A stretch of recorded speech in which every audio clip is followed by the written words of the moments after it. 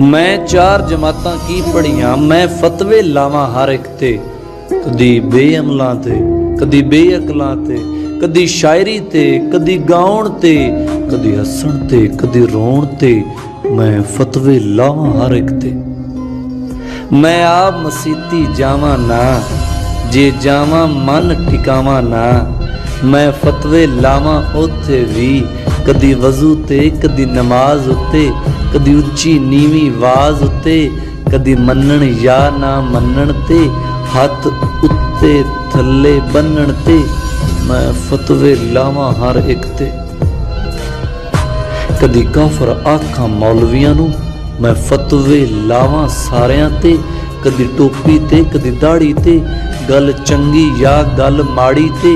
कदी शहीदां ते, कदी मरियां ते, कदी मनाउंदे जम्मण वरियां ते। कदी जंगां ते, कदी जहाद उत्ते। मैं फतवे लावां हर एक ते। कदी ईदां ते, शबरातां ते, कदी जागण वालियां रातां ते, कदी ज़ेरां ते, कदी ज़बरां ते, कदी मज़ारां ते, कदी कबरां ते। मैं फतवे लावां हर एक ते। मैं सुन्नी वाबी हनफी होया, होया शाफी मालकी ते हंबली। मैं सब कुछ होया पर होया न मुसलमान। मैं चार किताबां जो पढ़ियां, अपने इलम दियां लावां तड़ियां। वेला मेरे इलम दा ठूठा जे, हर फतवा मेरा झूठा जे।